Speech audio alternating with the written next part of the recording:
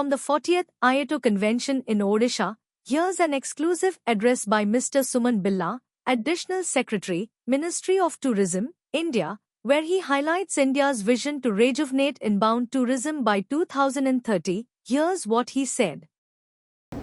Our domestic demand has increased significantly. Our business inbound has picked up significantly.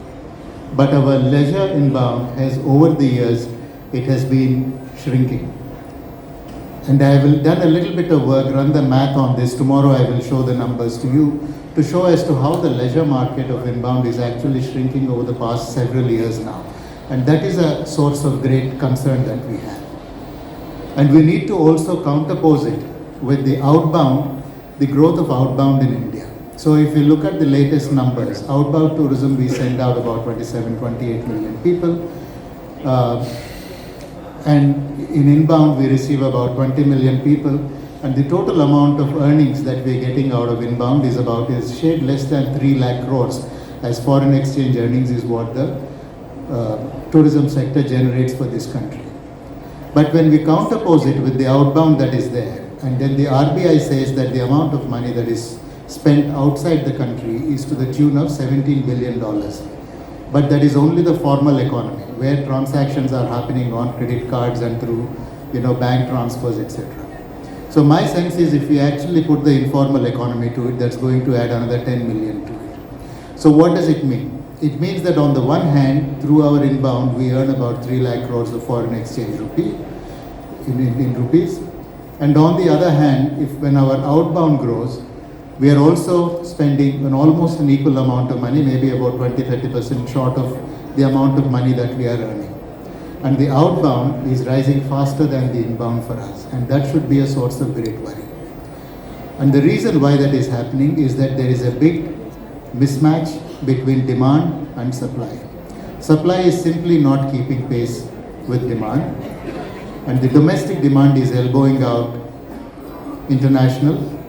And business is anyway not price sensitive, so they are traveling. So I think inbound leisure, we have some serious work to do. And this is something that we need to sort of look at. One of the challenges that we face is that several of the stakeholders are smug because they think the number of the kind of room rentals that they are getting and the existing stakeholders seem to be doing reasonably well, except those who are in the inbound business. But the challenge that we have is that it is very easy to walk out of the door. It is going to be 10 times more difficult for us to walk back into that room again, because once you exit in your inbound market, it's going to be very, very challenging and you need to put in many more efforts to be able to come back. So I think we need to get over this smugness and we need to work together strategically. We need to look at where we are now. Let's look at what is the trajectory we have taken to reach where we are today and how can we map our growth path into the future. And we live in a world today which is very uncertain, and we live in a world where tariffs are being imposed almost whimsically. And tourism is one sector where you do not have to offshore any jobs, and tourism is one sector where none of your earnings can be taxed at borders as tariffs. And which is why I think if you have to withstand and build resilience into the economy in a tariff-ridden world, it is very essential for us to improve the tourism sector as a bulwark to raise jobs, to create jobs, as well as to ensure that we build strength into our economy. The other challenge that we have is that the traditional model of tour operators is also coming under intense stress. Because today, tourism industry is getting more and more commoditized. The more and more commoditized it gets, the easier it is to be sold online.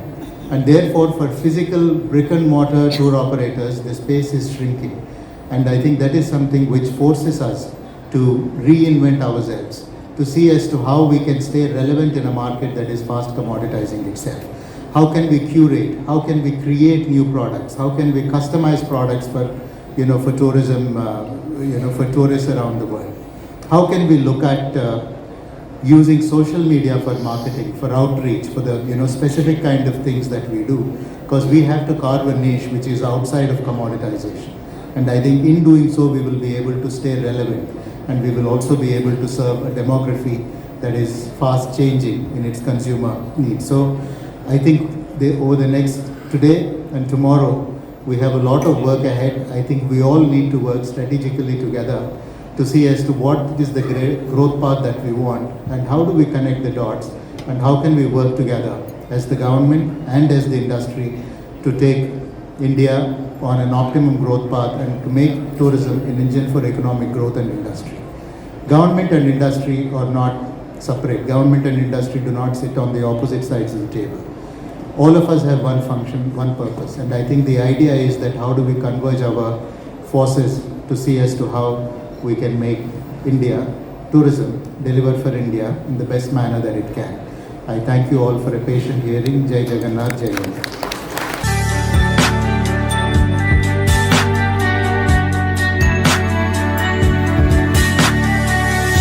You are watching Travel World Online.